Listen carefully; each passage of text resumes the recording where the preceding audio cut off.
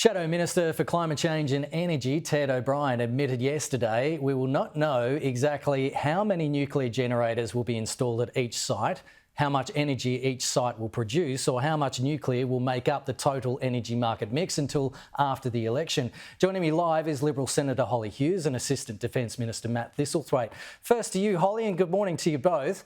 Are you worried about the lack of details that may turn off voters? No, because details will continue to be rolled out as we get closer to the election.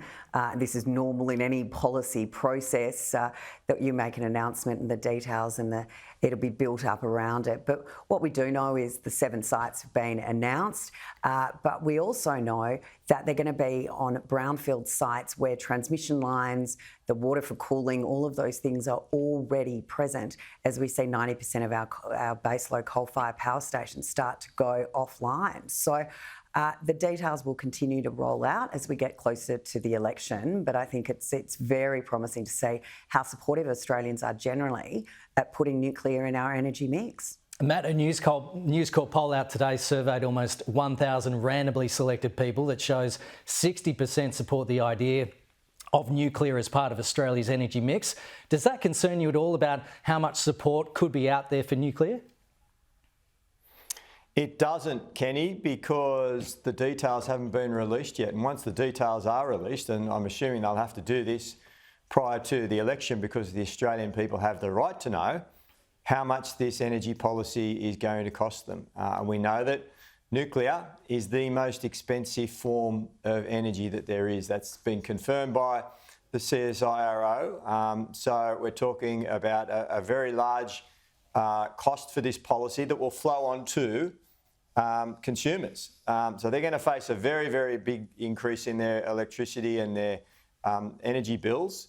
But they don't know the details at the moment. The other point to make is that we simply don't have time. We're talking about 15 years before any of these nuclear power plants come online. We simply do not have time. We're in a climate emergency and we need to reduce emissions in a gradual process straight away. And that's what the government's policies do. We've got an increase in renewables, a gradual decrease in the reliance on fossil fuels, but through a gradual process that ensures that we have the cheapest form of energy and that energy costs come down. The reality being, though, we are way off target of the 58 million solar panels required, the thousands of wind turbines that will be required. And when we want to talk about costs, energy experts are saying that Labor's plan with the 82% renewables, with new transmission lines, is going to cost around $1.5 trillion, yet we've got those in the Labor Party making juvenile memes and then talking about the cost of nuclear around $8.6 billion, considerably less than $1.5 trillion, because what Labor doesn't want to discuss is the distribution side of energy. That is about 50% of your bill.